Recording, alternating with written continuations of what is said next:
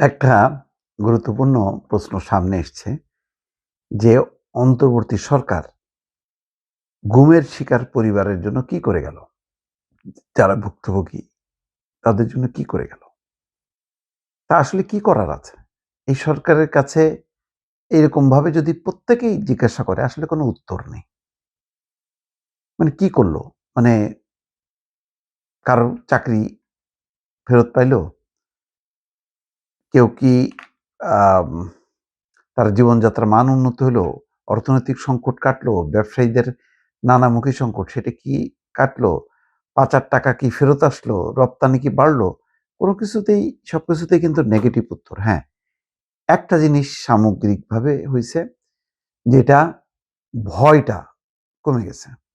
কিন্তু ভয় কমে গেছে এটা সত্য কিন্তু আবার উচ্ছৃঙ্খলতা বাড়ছে। মব বাড়ছে সেটা নিয়ন্ত্রণ করতে পারেনি। আইন শৃঙ্খলা পরিস্থিতি মানুষের জীবনের নিরাপত্তা চরমভাবে বিঘ্নিত হয়েছে। তো এখন আ আজকে যেটা আওয়ামী লীগ শাসনামলে গুমের শিকার ব্যক্তিদের পরিবারের জন্য কি করে গেল, তা সরকারের প্রতিনিধিদের কাছে জানতে চাইলেন ভুক্তভোগী পরিবারগুলোর সদস্যরা। জবাবে সরকারের এক উপদেষ্টা বলেন, অন্তর্বর্তী সরকার গুমের বিচার শুরু করেছে। গুম সংক্রান্ত শক্ত আইনি প্রশাসনিক কাঠামো গড়ে তোলার পাশাপাশি বিভিন্ন বিধান প্রণয়নের মাধ্যমে গুমের বিরুদ্ধে জিরো টলারেন্সের ভিত্তিভূমি স্থাপন করেছে। সেই বিধানে বিচার নিশ্চিতের পাশাপাশি ভুক্তভোগী পরিবারগুলোর ক্ষতিপূরণ এবং পুনর্বাসনের বিষয়টি রয়েছে। দুজন উপদেষ্টার সাথে লবি মিটিং হয়েছে। এর মধ্যে আইন উপদেষ্টা আসিফ নজরুল মুঠোফোনে যুক্ত হন। আর সশরীরে উপস্থিত ছিলেন আদিলুর রহমান খান, যিনি নিজেও মানবাধিকার সংগঠন অধিকারের প্রধান ছিলেন। রাজধানীর ধানমন্ডিতে বিলিয়া মিলনায়তনে মানবাধিকার সংগঠন অধিকার আয়োজিত এক বৈঠকে ভুক্তভোগী পরিবারগুলো তাদের জন্য অন্তর্বর্তী সরকারের নেওয়া উদ্যোগ বা পদক্ষেপের বিষয়ে জানতে চায়। গুমের বিষয়টা সবচেয়ে অমানবিক। গুমের শিকার পরিবার জানে না যে তার পরিবারের সদস্য বেঁচে আছে না মরে গেছে। এইটা ভয়ঙ্কর। যেমন ইলিয়াস আলী, এই যে তার স্ত্রী লুনা, উনি যে নির্বাচন করছেন, উনি কি বলতে পারবেন যে তার স্বামী মারা গেছেন? তার সন্তানরা কি বলতে পারবেন যে তার বাবা নেই? না, বলতে পারবেন না। কারণ গুমের তো কোনো ইয়ে নেই, হদিস নেই। মানে এটা কি মৃত আপনি ধরবেন? কিভাবে ধরবেন? পারবেন না। জীবিত? সেটাও পারবেন না।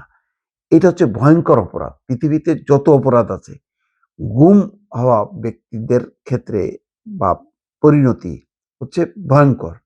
কারণ তার কারণে পুরো পরিবার সারা জীবন এফেক্টেড হয়। এটার কোনো নিষ্পত্তি হয় না। তার সহায় সম্পত্তি ট্রান্সফার হইতে পারে না। অনেক কিছু হইতে পারে না। এটার আমি মানে এটা সংক্ষিপ্তভাবে বলতে পারব না। এটার যে কত বড় ভয়াবহতার নানান দিক আছে।